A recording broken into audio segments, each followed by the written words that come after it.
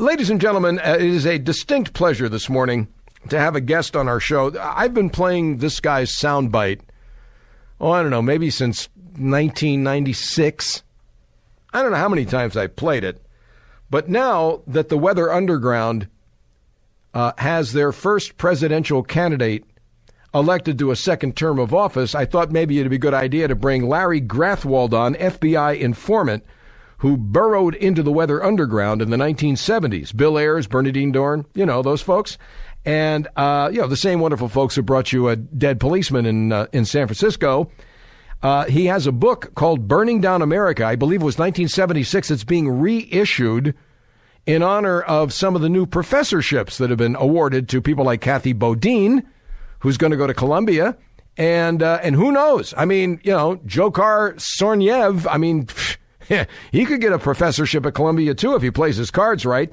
Welcome to the show, Larry Grathwohl. Glad to be here. Glad to have you here. Yeah, it's bringing down America, by the way. Oh, what did I say? Tearing you said burning. Oh, I'm sorry. Yeah, it's that's okay. Bringing down America. I've seen you on YouTube a lot, and I just wanted the rest of the world to hear some of the things that you have to say. Tell us a little bit about the book, and a little bit about your years as a Weather Underground informant for the FBI, because you really were kind of taking your life into your hands, weren't you? Well, it certainly was a possibility, but having been to Vietnam in 1965, I had experienced a lot more things to be frightened of than the weathermen. But no, there was times when I would have a little bit more fear than normal. As an example, one morning I woke up in Detroit, Michigan, and I'd been sleeping in a room, and I had put an ashtray and my cigarettes on this box when I went to bed. And when I woke up in the morning, I discovered it was a case of dynamite. That kind of shook me a little bit. So you can't. You didn't know what was in the box. No, I hadn't seen it in the light. And as I said, when I woke up in the morning, I realized what it was. And obviously, I wouldn't have been smoking cigarettes around it had I been aware of the fact that it was actually three cases of dynamite. I thought these people were anti-war, Larry. Well, that's what they tell you. That's the story today, that they were merely an anti-war group. But if you revisit all of the propaganda that they produced through the spring and summer of 1969, right up until the time that they surfaced in the 80s, they basically were all about bringing the war home. As a matter of fact, one of their mottos was "Bring the war home, kill your parents." We've got Bernadine Dorn at the National Council meeting declaring Charles Manson a hero, and quote, she says, "Dig it. They not only killed those pigs, but they sat down and ate their dinner, and then they shoved a fork in Sharon Tate's stomach." That's from Bernadine Dorn. You forgot the last part where she goes, "Wild." Yeah, wild. I was there and heard it. And it just amazed me because at the time she had graduated from law school, so she had her law degree, and this was a very attractive young lady who was, proud of what Charles Manson and his thugs had done.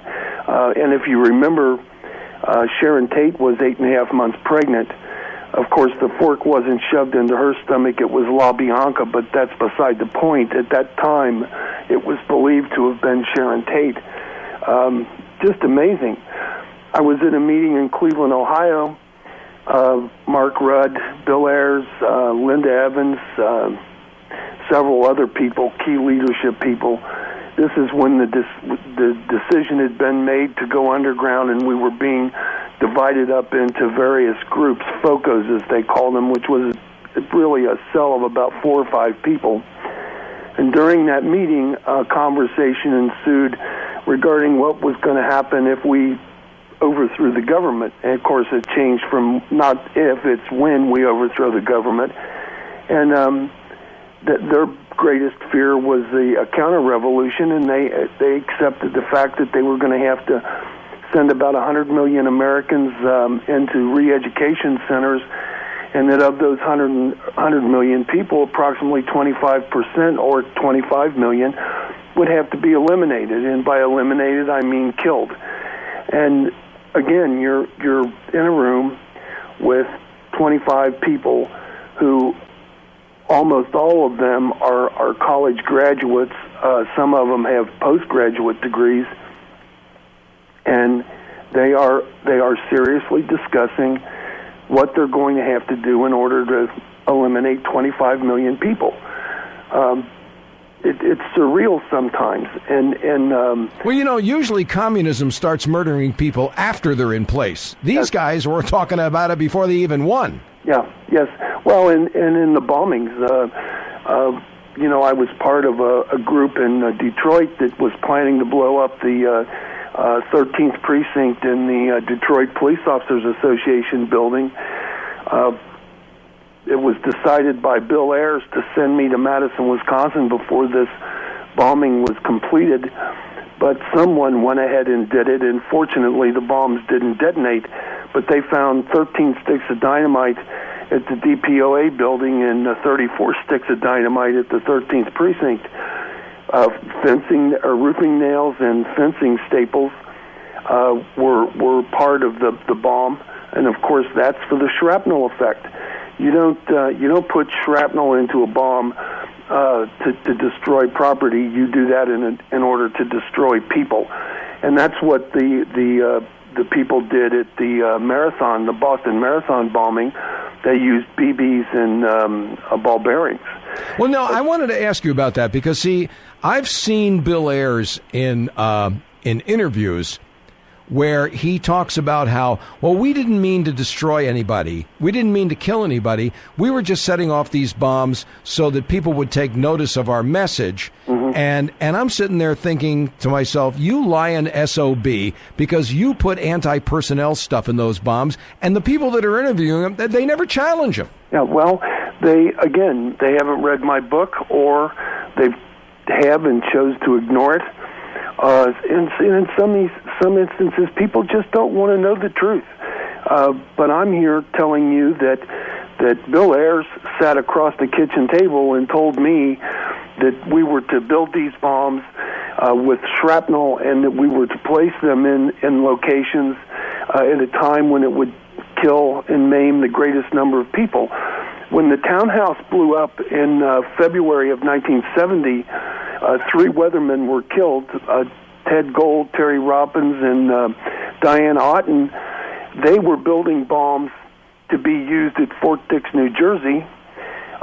Mark Rudd, in his book Underground, says that he was talking to Terry Roberts about 2 days before the explosion that killed those 3 people, and that he knew what they were building the bombs for, that they were going to use them at Fort Dix, New Jersey, at the Enlisted Men's Club and the Officers Club on a weekend. The idea being to not only kill soldiers, but to kill their dates and wives and husbands. So, there's solid proof from one of the people who was part of the Central Committee that their intention was to kill, and yet today they swear that wasn't the case. Of course it is. I got to take a break here. Can you stay with us? Sure. Okay. Larry Grathwohl, the author of Bringing Down America, being re-released. It's a 1976 book, I believe, but it's being re-released, and it would do all of you well, especially younger members of the audience who have no idea about what went on.